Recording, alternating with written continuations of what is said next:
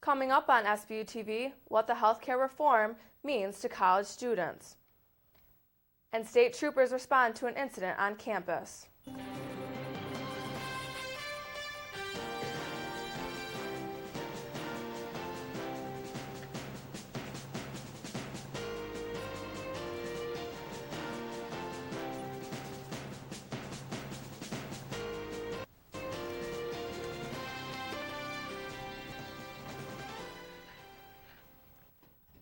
Hello and welcome to SBU TV. I'm Andrea Doneth. And I'm Kevin Clark. Players on the St. Bonaventure men's basketball team normally make headlines for what they do on the court, but this week they are making it for a completely different reason. Amanda Ciavarri reports. It started out as an apparent stabbing incident involving some members of both the men's Jamestown Community College and St. Bonaventure's basketball teams. It even made national news, appearing on ESPN's website. The incident happened here on St. Bonaventure's campus, just outside of Townhouse 26, where police say around 3 a.m. the groups got into a fight where 2 people were stabbed. Ramik Boyd and James Chapman, both 20 years old, were treated and released from Olean General Hospital. The state police were on campus early Sunday morning to look into the incident, but have yet to identify anyone besides the victims, and no one has been charged. University official Emily Sinsabaugh encourages students to have patience with the ongoing investigation. And while I know that there may be some rumor or some information circulating on the campus, we want to take care to let an investigation run its course so that information isn't perpetuated about one of your colleague students or anyone else for that matter that may not be true. For SBU TV, I'm Amanda Ciavarri.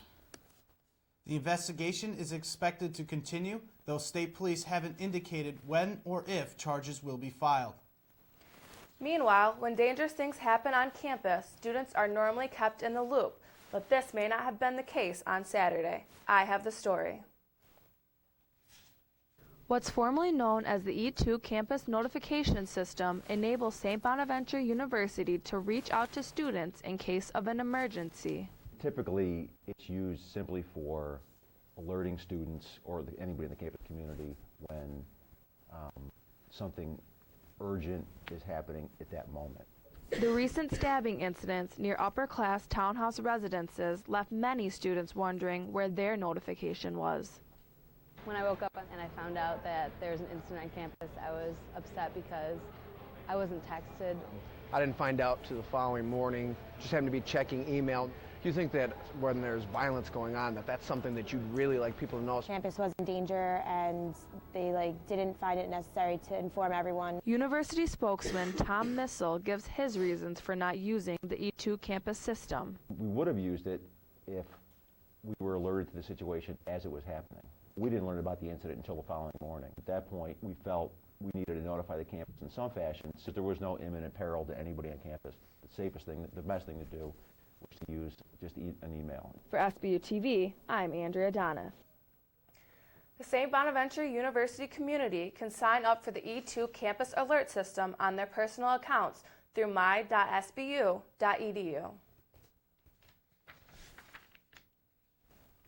Meanwhile, the recent passing of the healthcare reform bill has left many angry, but one section of the bill has an effect on college seniors and graduates across the country. Katie Beacham has a story on the new controversial bill. Well, not really. Well, I haven't really been following it that closely. It's not surprising St. Bonaventure University students are unaware of what's in the 2,309 pages of the healthcare reform bill, passed earlier this week by President Obama. Today, after almost a century of trying, today, after over a year of debate, today, after all the votes have been tallied, health insurance reform becomes law in the United States of America. The bill has been broken down into 5 main sections. Health insurance companies cannot discriminate against you if you have pre-existing conditions. If you make less than $88,000 per year for a family of 4, you can get subsidies to buy insurance. If you don't get insurance through your employer, in 2014, companies employing more than 50 will be required to offer health insurance covering at least 60% of your overall health costs. The healthcare reform legislation has some benefits for senior citizens, including giving people on Medicare new access to free preventative services. But it also holds disadvantages for the seniors as well. And lastly, for many college students who would normally be taken off their parents' health insurance once they graduate, will be able to stay on until the age of 26, as long as their parents claim them as dependents. Many students feel this can be a positive thing. It sounds like a good thing, though, at least for me in my situation. For me personally, hopefully I find a job where I get health care, but if it doesn't, it'll certainly help. The bill costs a total of $940 billion over 10 years, and while it will expand health care coverage to 32 million uninsured Americans, some are not happy with the changes. We will work in every way to repeal this legislation and start over. Some parties would be offended by this because you're actually forcing upon people something by the government. Because of the mandate requiring most Americans to buy insurance, some say it's unconstitutional. If you're going to do something, you need to do it in a constitutional, lawful manner, and we don't believe they have when it comes to the individual mandate. At the same time, it is helping poor families that don't have health care, so it's a double-edged sword. For SBU TV, I'm Katie Beacham. At least 11 states are ready to file lawsuits against the legislation. On March 19th, St. Bonaventure unveiled plans for a new building on campus. Big changes are in the future for St. Bonaventure School of Business. The university announced plans to build a new facility to house the school. The School of Business currently shares the Murphy Building with the School of Journalism and Mass Communications. I think both students and faculty will tell you that while they like being good neighbors, it's a little hard because there's no extra space. The new 26,000 square foot building will be built between Plasman Hall and the Riley Center. The $10 million building will be made possible by donations from anonymous alumni and Board of Trustee members. Because the School of Business houses almost 1/3 of our undergraduate population, that's the more affordable new building program for us. The new building will feature a corporate boardroom simulator, state-of-the-art classrooms, and study space for students. There's no official opening date, but university officials hope the doors will open in 2014. The Grand Island, New York architectural firm Cannon Design will take on the project. The bill has been signed, but the battle continues. With a simple pen stroke, well, actually a score of mini strokes with souvenir pens, President Obama made his sweeping healthcare overhaul the law of the land on Tuesday, as Republicans mapped out a strategy to bring down a reconciliation bill in the Senate. CNN's Nicole Collins is in Washington with what's next. With the ink barely dry on healthcare reform legislation, the fight rages on in the Senate over a package of fixes to the bill. Hopefully we'll be able to repeal the most egregious parts of this and replace them. If any changes are made to the fixes bill, it goes back to the House for another vote, which could prove complicated since many of the fixes were necessary to gain the support of reluctant House Democrats. Republicans have already introduced amendments like one from Senator John McCain that would repeal all so-called sweetheart deals. They are provisions that were not allowed or provided to every other state in America. Democrats say it's an effort to hold up progress. One cute little amendment after the other, and yet all of it is designed to do nothing else but one thing, and that is just delay. Meanwhile, more than a dozen states' attorneys general filed suit in federal court Tuesday challenging the bill passed by the House on Sunday night. But it's about constitutionality.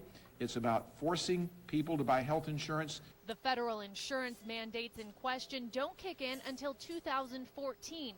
But starting this year, the bill will allow Americans to purchase coverage despite pre-existing conditions. Coverage will also be available for those dropped by their insurers after getting sick. Small businesses will also start getting tax credits to help cover their employees. President Obama is expected to sign an executive order today ensuring existing limits on federal funding for abortion remain in place under the new law. In Washington, I'm Nicole Collins.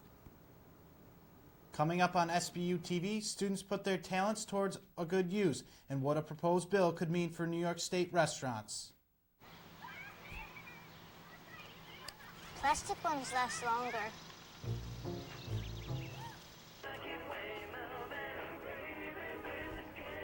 Pork bellies close steady due to speculation and demand for bacon-related products. Leave me this one, Daddy. Okay, honey. The less art kids get, the more it shows. Are yours getting enough? Art. Ask for more. AmericansForTheArts.org. Though it's been 2 months since the magnitude 7 earthquake struck Haiti, SBU students continue to help raise awareness and help its victims. Music marked the most recent effort. Christy Andrzejewski reports. St. Bonaventure's hip-hop team and Black Student Union hosted a Hope for Haiti concert Tuesday to raise money to be donated to Haiti relief efforts. After we heard about the tragic incident that happened over in Haiti, we realized that there's a lot of unfortunate students and families over there that has lost their families and money and houses and everything, and we just want to do the best that we can. The concert included performances by student organizations including the hip-hop team, BSU, Asia, and Bon Acoustics. We decided to put all of our styles and collaborations in together and make a great fundraiser for everyone. Performers expressed their compassion for Haitians through music and dance, short skits, and poetry. On TV, I watched the people left in the streets, sleeping in tents, suffering. Poverty was not a choice. St. Bonaventure is over 1,500 miles from Haiti, but the SBU community is still raising awareness through events like the concert. You can just see by tonight how many students showed up and actually donated money. Just because we're a small community and just because we're a small campus does not mean that we can't help people that are struggling out in the world. Those involved with the fundraiser could not express their feelings on the outcome. It's really nice to see so many people here and the performances that they put together. I'm really speechless. I'm getting chills just talking about it. For SBU TV, I'm Christy Andrzejewski. The proceeds from the concert are being donated to SBU counselor Matt Lundgren, who is traveling to Haiti in May to help with the disaster relief. WSBU The Buzz is a campus radio station that has many St. Bonaventure students involved in its programming. Now some older voices have hopped on the airwaves. Lauren Adams reports. This is T-Money. This is the T-Money Classic Rock Hour. Terry Moran is a professor at St. Bonaventure's Business School. Not long ago, he decided to try something on campus besides teaching. Moran started his own hour-long radio show on WSBU, something that was previously only an option for students. What I play on that is classic rock from the 60s and 70s, and sometimes I might put a little country music in there. He has a personal connection with the music he plays. A lot of the groups that I use are ones I've gone to concerts. I've seen them in concerts. Directors at The Buzz recently decided to allow faculty members to have their own shows. They feel it's good publicity for the station. A lot of professors don't know that we exist, and a lot of the administration doesn't sometimes, I think. Rick Simpson is an English professor at St. Bonaventure. He uses his show as a platform to promote his favorite kind of music. I've been both a jazz player and a jazz fan since I was a kid. It's a great thrill, actually, to be able to do that show. Directors at The Buzz feel the change in programming will give students a different view of faculty members. They get to hear their professors and know that they're just like us on an equal level, and not just someone who stands and lectures all day. The Buzz plans to continue with faculty programming, and Simpson, for one, doesn't plan to quit anytime soon. I want to do it until they make me stop. For SBU TV, I'm Lauren Adams. Anyone interested in having a show on WSBU should attend the next Buzz interest meeting. A bill in the New York State Assembly would ban the use of salt in restaurant kitchens. Restaurant staff and customers wonder what will happen next. Liz Witter has the story. It's a staple in many kitchens, but it could disappear completely from foods in your favorite restaurants in the near future. Tastes great. Everybody loves salt. The proposed law would ban the use of salt altogether in the preparation of foods, affecting restaurant staff and customers statewide. Everything that we use here, we put salt in it. All of our recipes that we've been doing for 60 plus years, all require salt. Kitchen manager Josh Painter of Italian restaurant Angie's in Olean says a lot would have to be changed if the law is put into effect. Everything. Our meatballs, our sauce, our salad dressings, our appetizers. Democrat Assemblyman Felix Ortiz, who's behind the law, believes the ban will keep New York citizens healthy and cut down on health care costs. Painter says it shouldn't be up to the restaurant to take care of this. Because if people don't want salt, they can just don't order things with salt in them. Customers believe the ban alone won't solve health problems. I think maybe each person is probably responsible for their own health. Enforcing the law would also be difficult. I really don't think it could be enforced. I don't think they could tell if we use salt or not. And very often there is no way to enforce it. Eventually it sorts itself out. Lindemer hopes the law won't move forward. I hope not for the small businesses, for the chains, for all of us. I just would like to think we were capable of monitoring our salt intake ourselves. For SBU TV, I'm Liz Witter. Restaurant owners could face a fine up to $1,000 if the law is put into effect. Coming up in sports, we have the Bonnie's highlights in the second round of the women's NIT. Daddy, why is the sky blue? Well, to match your pretty eyes. Nope, not even close. See, all colors have wavelengths that are diffused by oxygen and nitrogen. Since blue is the shortest wavelength, it's diffused up to 10 times more. Who taught you that? Mommy? By age 12, too many girls lose interest in math and science and their chance at future jobs. Keep her interest alive. Know why mathematics is the basis of life as we know it? You tell me. It's her future. Do the math.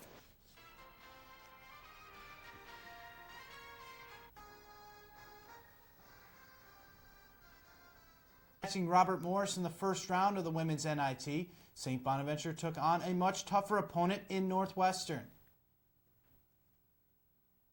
The Bonnies broke an early tie as Andrea Doneth made a three from the wing.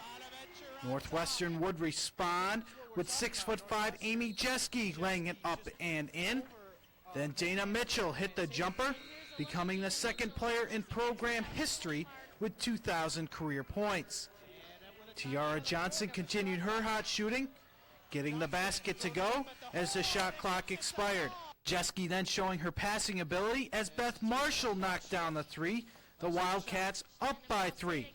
And right before the half, Jessica Jenkins buried a 3, and the teams headed into the locker room all tied up at 31 apiece. St. Bonaventure got the scoring started in the second half with this nice pass from Megan Van Tatenhove to Mitchell. Jenkins made another 3, which led to an 8-point lead by the Bonnies. Jeske then showed her range, hitting the turnaround jumper. Mitchell answered with a turnaround jumper of her own, but it was the last time Bonaventure would score for over 8 minutes. In large part, it was due to Jeske. There is one of her 5 blocks on the night. Down the stretch, the Wildcats bench took over as Allison Mackey laid it up and in. Then Danielle Diamant hit the long 3. Finally, down 4, Mitchell tried to draw the foul, and her shot went begging at the buzzer. Bonaventure fell 66-62. Afterward, Coach Crowley talked about what seniors Doneth, Johnson, and Mitchell meant to the program. Just told the team, we went from a no-name program to just yesterday or the other day we were mentioned on ESPN as one of the best teams to not make the tournament. And that's a long way, and that's because of them. That's because of their commitment. That's because of their desire, and now it's on the rest of the group to keep that going. St. Bonaventure finished the season 23-10. Now a look at your 4-day weather, starting off with Saturday. With a high of a blistering 102 and a low of 34. The sun will come up in the east and it'll go down in the west. So please, bring your sunglasses and coats because we don't know which one it'll be. And then on Sunday, there's a 65% chance it'll be raining cats and dogs. But a 99.3% chance that I'm wrong. With a high of 44 and a low of -7. But don't worry, the sun will come out tomorrow on Monday, and we'll see a high of 6 and a low of 39. And folks, Tuesday, well, that's way too far away for me to know anything. But one thing's for sure, those kids at St. Bonaventure will most definitely be having classes. And one more thing for weather, that was all brought to you by your sponsor, April Fools. Wow, Kevin, what a voice. I didn't know you were trying out for American Idol. Any chance that we can get you to sing live? Maybe next week. That's all this week for SBU TV. I'm Andrea Doneth. And I'm Kevin Clark. For the rest of us in the Coop Lab, thanks for watching.